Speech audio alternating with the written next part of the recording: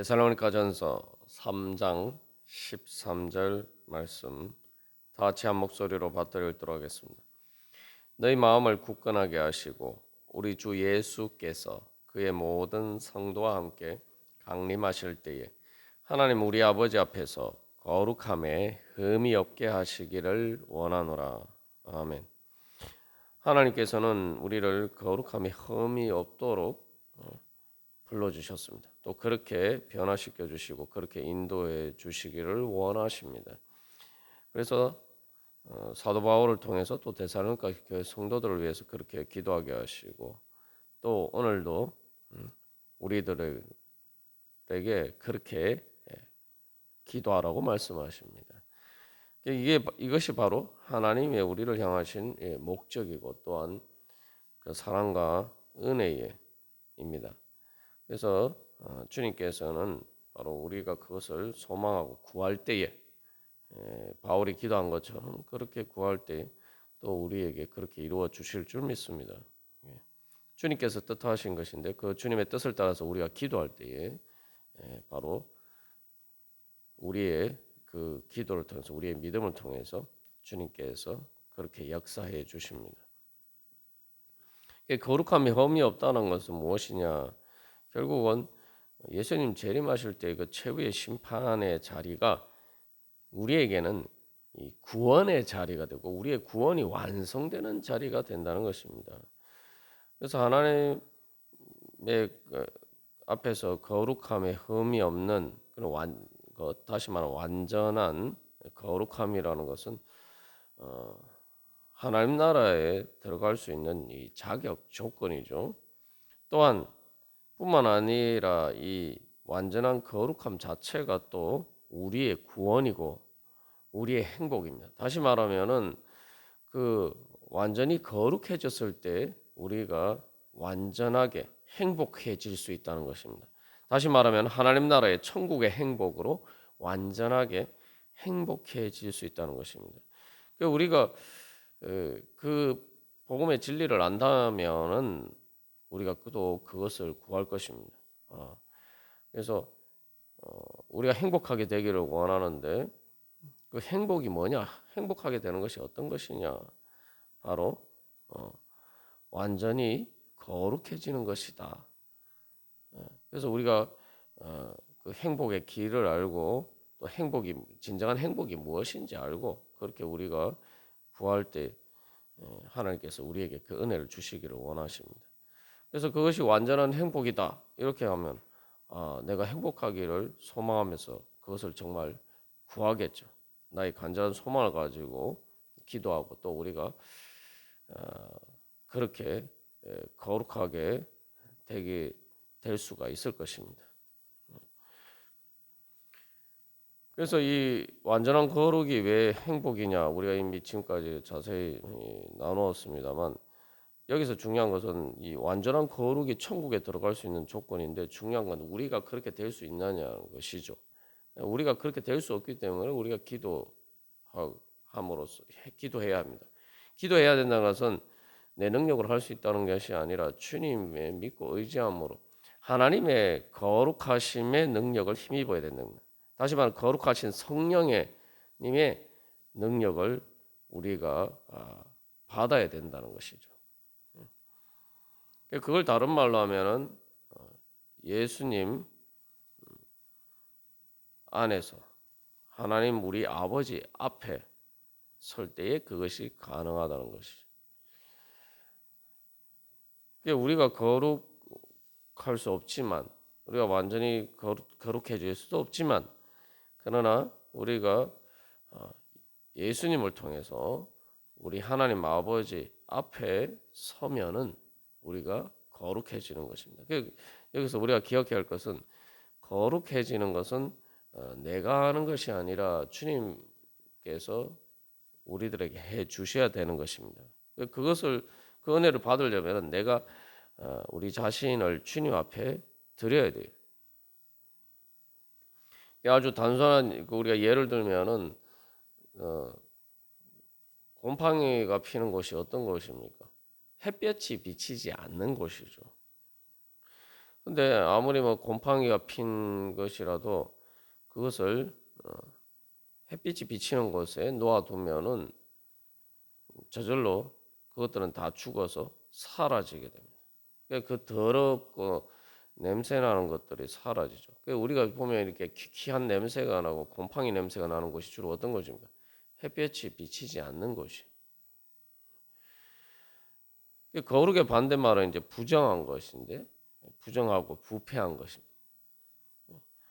그럼 여기서 이제 이 자연에서도 우리가 진리를 알 수 있는 것처럼, 우리가 주님 앞에, 하나님 우리 아버지 앞에, 우리의 의의 태양이신 예수님의 빛 가운데 우리가 나아가면, 그 안에 거하면은 우리가 우리의 부정한 것들이 사라지고 그러한 것들이 제거가 되고 우리가 정결하게 되어서 뿐만 아니라 또 이제 거룩하게 변화가 된다는 것이죠. 그래서 마치 식물들이 햇빛을 받으면은 이 건강하게 이렇게 잘 자라게 되죠. 그래서 햇빛을 못 받아서 막 잎이 시들고 죽어가는 것, 그게 이제 부정한 상태입니다. 그러나 이제 햇빛을 받으면은 그런 것들이 회복이 될 뿐만 아니라 이제 오히려 건강하게 잘 푸르게 잘 자라게 됩니다. 그게 이제 거룩이. 하나님께서 그래서 우리를 그렇게 만들어 주십니다. 그러니까 우리가 믿음으로 구원받는 것이죠. 그러니까 거룩하게 되는 것도 우리가 믿음으로 거룩하게 되는 것입니다. 그래서 믿음이라는 것은 한마디로 말하면은 하나님 우리 아버지 앞에 우리가 항상 있다. 내가 하나님 우리 아버지 앞에 있는 것처럼 또 마치 예수님이 지금 재림하신 것처럼, 그래서 그 재림하신 예수님 앞에 있는 것처럼, 그 재림하신 예수님 안에 있는 것처럼 우리가 그렇게 살아가면은 우리는 자연스럽게 거룩하게 변화되어 갈 수가 있습니다. 그래서 이 하나님 우리 아버지 앞에서라고 이야기할 때 우리가 늘 언제 어디든지 우리가 하나님 우리 아버지 앞에 있는 것처럼 그렇게 살아가야 돼. 우리가 세상을 살다 보면은 마치 하나님이 안 계신 것처럼 보이는 그런 삶의 상황들이 많습니다. 지금 데살로니가 교회 성도들이 처한 상황도 마찬가지고 바울이 처한 상황도 마찬가지. 바울과 데살로니가 교회 성도들이 궁핍과 환난과 그 고난 가운데 있는데 더군다나 예수님을 믿는 것 때문에 그런 고난 가운데 처해 있는 상황을 보면은 정말 하나님이 우리 아버지가 맞느냐? 하나님 아버지가 계시냐? 하나님이 계신다고 또 하나님 계신다고 하더라도 하나님이 정말 우리 아버지냐? 그러나 우리를 정말 지켜주시고 보호해 주시는 그렇게 우리를 사랑하시는 우리 아버지냐? 이걸 믿기가 어렵죠.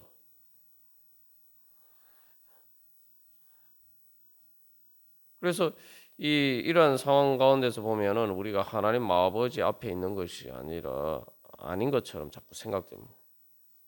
그리고 예수 믿는 것에 대해서 오히려 세상에서 심판을 받는단 말이죠. 그러니까 예수님 앞에 있는 것도 예수님이 주님인 것처럼 또 생각되지 않는단 말이에요.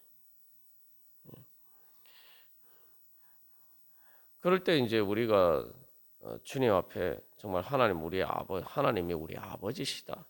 여기서 중요한 것은 두 가지 의미가 있는데 우리 아버지랑 하나님께서 우리를 지켜주시고 보호해 주신다는 거죠. 근데 그분이 하나님이란 말이죠. 그러니까 우리가 언제 어디에 있든지 간에 어떤 상황 가운데 있든지 간에 내가 하나님 우리 아버지 앞에 있다. 그것을 믿고 그렇게 주님의 뒤를 따라가면은 우리가 자연스럽게 거룩하게 됩니다. 그러니까 우리가 그런데 어떻게 그것을 믿을 수 있느냐? 그러니까 우리가 생각해 보면은 이제 이 믿음의 성장과 관련돼 있어요. 그래서 내가 믿음이 성장할수록 하나님 우리 아버지 앞에 있다라는 것을 인식하게 됩니다. 이 어린아이들을 보면은 갓난아기들을 보면 사실은 조금 큰 아이들과 달리 어릴수록 늘 이렇게 사실은 부모가 거의 특별히 이제 아주 갓난아기 때는 거의 뭐 어른이 24시간 옆에서 계속 지켜주고 보호해 주잖아요.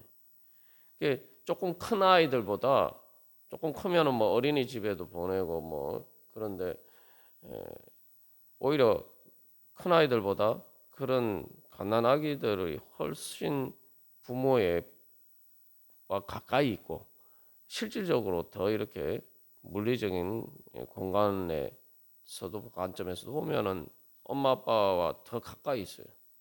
그러니까 더 이렇게 안전한 보호 가운데 있다 이 말이죠.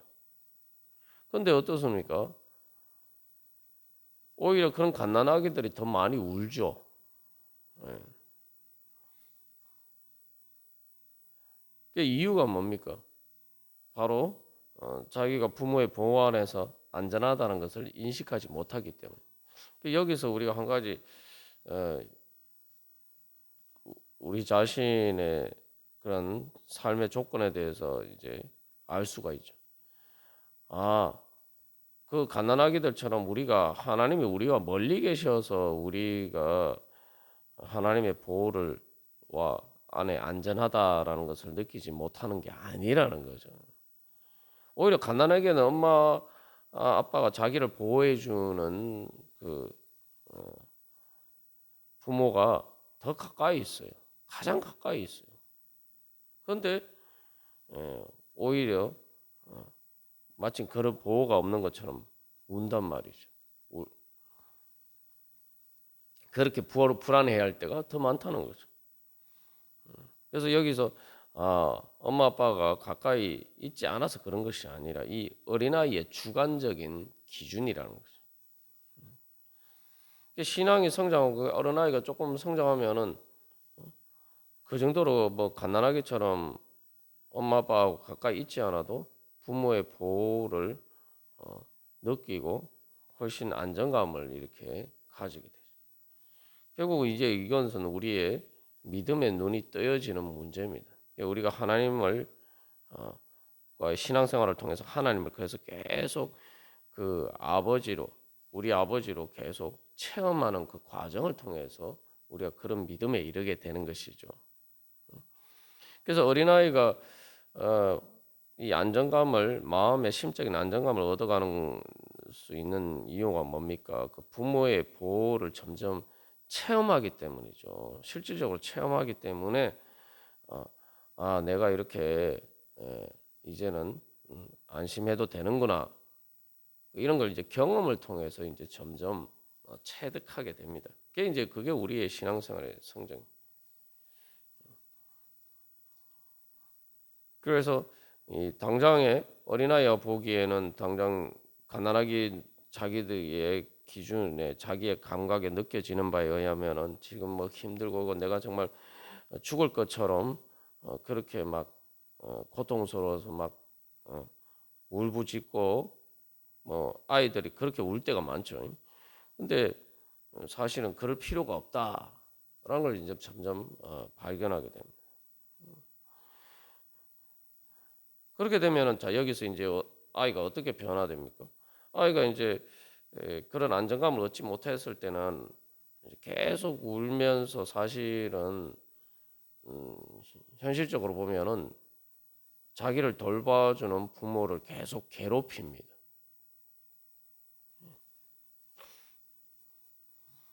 자기를 사랑해주고 지켜주고 보호해주는 부모를 힘들게 만들어요. 그래서 갓난아기 때는 사실은 아, 그, 아, 편하게 이게 밤에 잠만 잘 자도 큰 효도가 되죠. 그게 뭘 의미합니까? 부모의 보호를 알고 그것을 말 그대로 받아들이고 그냥 그걸 누리면 되는 거예요. 그러면 편하게 잘 수가 있는 거죠. 근데 뭐 몸이 아프다거나 뭐 이런 어떤 객관적인 이유가 없는데도 이제 밤에 잠을 잘 못 자고 불안해서 울고, 그래서 또 엄마 아빠를 밤에 잠도 잘 못 자게 만든 거죠. 사실 이제 어린아이가 그런 갓난아기 때가 그런 이유는 이 멜라토닌이라는 호르몬이 아직 제대로 분비가 안 돼서 그런 거예요. 멜라토닌이라는 게 이제 수면을 조절하는, 그래서 이게 우리가 밤에 이렇게 잘 자도록 만들어주는 그런 호르몬인데, 이게 이제 생후 한 100일 정도 지나야지 이제 완전히 이렇게 제대로 분비가 됩니다. 그래서 그때까지는 잠을 잘 못 자요. 쉽게 말하면은 우리가 영적으로 어려서 이 멜라토닌 호르몬과 같은 하나님, 그러니까 평안하게 우리가 잘 수 있는 그러한 믿음이 부족하기 때문에, 그러니까 영적인 감각이죠. 어떤 보면 영적인 호르몬이 그게, 그런 것들이 우리가 아직 제대로 발달이 안 돼서 그런 것이란 말이죠. 거기서도 결국은 그 엄마 아빠의 보호를 제대로 인지하고 감각할 수 있는 그러한 멜라토닌과 같은 영적인 호르몬, 또 엄마 아빠 그런 영적인 감각, 믿음의 감각이 이렇게 제대로 발달하면 할수록 어떻게 됩니까? 부모가 지켜주고 보호해주는 것을 누리면서 안정감을 말 그대로 누릴 수가 있는 거죠. 그러면은 어떻게 됩니까? 막 울면서 밤에 울면서 부모가 잠을 못 자도록 괴롭힐 이유가 없어요. 자연히 부모를 평안하게 해줍니다. 자기도 평안하고. 그게 바로 이제 성경에서 말하는 평안이죠. 여기서도 우리가 이런 성장의 과정에 비춰보면은 거룩하게 변화된다는 것이 무엇이냐? 하나님 우리 아버지 앞에 내가 있다라는 걸 점점 인식해 가는 이 과정입니다. 그렇게 인식하게 되면 저절로 평안하게 돼요. 평안하게 된다는 것은 뭡니까? 내가 그렇게 안 평안하게 되면은 내가 저절로 거룩하게 변화가 되는 거죠. 다시 말하면 다른 사람들을 괴롭히지 않게 돼요. 다른 사람들에게 평안을 줄 수 있는 사람이 됩니다. 이게 갓난아기와 부모와의 관계에서 보면은 자기를 제일 사랑해주고 지켜주는 사람인데 밤에 잠을 안 자고 괴롭히잖아요. 그러면 자기 갓난아기야 뭐 낮에 자기가 자고 싶을 때 또 자면 되는데, 뭐 부모는 또 아침에 일상을 생활을 해야 되고 또 직장에 출근해야 되고 그렇게 해야 되는데 밤에 잠을 못 자면 얼마나 힘듭니까? 필요 없이, 이유 없이, 그렇게 할 이유가 없는데 부모를 괴롭혀요. 부모를 힘들게 만든단 말이죠. 그렇게 부모가 힘들게 되면 아무리 뭐 사람이지만 부모라지만 막 계속 잠을 못 자고 하면 이게 자연스럽게 컨디션이 안 좋아지고 스트레스를 받고, 그러다 보면은 막 이게 짜증도 나고, 그렇게 되면은 아이에게 좋습니까?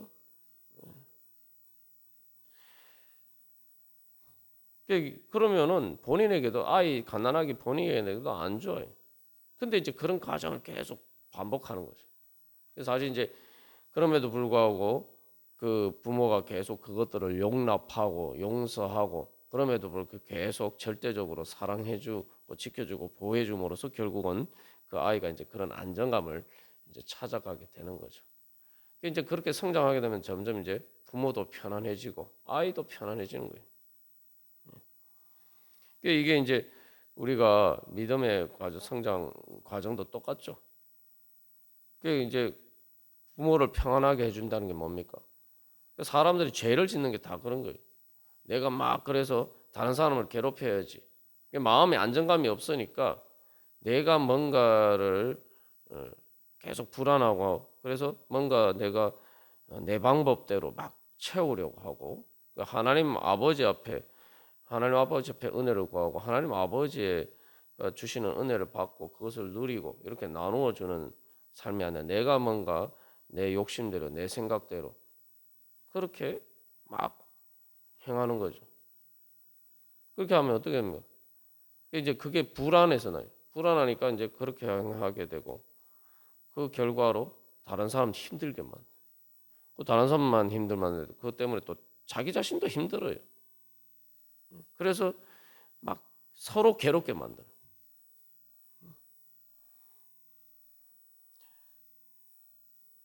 결국 그래서 이제 우리가 하나님 아버지 앞에서 하나님 믿는 믿음이 성장하면은 자연스럽게 우리의 마음이 평안하게 되고 평안하게도 하나님이 주시는 평안을 얻는 거죠. 하나님 때문에 평안함을 얻게 되고 그렇게 마음이 평안하게 되면은 우리 마음에 여유가 생기게 되고 그러면은 우리가 거룩하지 않은 그런 죄를 짓는 부분, 불안해서 남을 괴롭히고 힘들게 만드는 것들이 저절로 사라지게 돼요. 거기 이제 한 걸음 더 나가면 이제 마음에 여유가 생겨 한 걸음 더 나가면 사랑이 충만해서 오히려 다른 사람들 행복하게 만들어 주게 됩니다.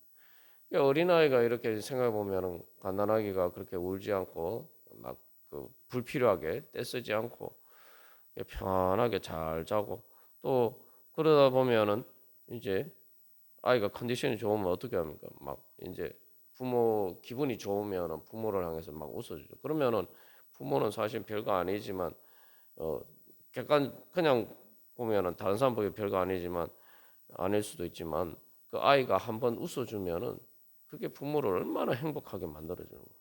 그럼 부모가 행복하면은 또 아이도 부모의 그 행복한 모습을 보면은 아이도 그것을 통해서 느끼죠. 이렇게 결국은 서로가 행복해지는 것입니다.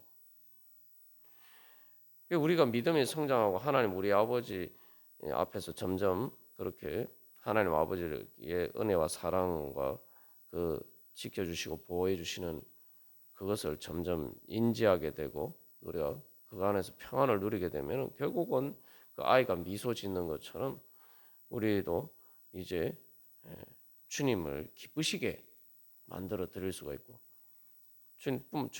하나님뿐만 아니라 또 다른 사람들에게도 미소 짓고 그래서 다른 사람들을 또 사랑하고 다른 사람들에게 행복을 줄 수 있게 되고 우리도 행복해지고 그렇게 되면 점점 우리가 이제 그게 바로 거룩하게 변화되는 것이죠. 그렇게 그게 완성되는 것이 바로 천국입니다. 주님께서는 우리를 그렇게 인도해 주시기를 원하십니다. 그래서 우리가 신앙생활 하는 것은 다 계속 우리의 그런 영적인 감각, 하나님이 우리 아버지다 라는 것을 점점 새롭게 깨달아가고 제대로 인지하면서 성장하여가는 그런 과정이죠. 오늘도 바로 주님 앞에서 주여 우리를 믿음의 눈을 뜨게 하시고 거룩하게 변화시켜 주셔서 하나님이 우리 아버지임을 주여 새롭게 깨달아 알게 하시고 더 분명하게 알게 하여 주시옵소서. 그리고 그래서 그 은혜와 사랑을 알고 그 은혜와 사랑 가운데서 주님이 주시는 평안 가운데 살아가고 그 평안을 통해서 하나님 사랑하고 또 사람들 사랑하는 그런 행복한 사람 되게 하여 주시옵소서. 우리 함께 기도하겠습니다.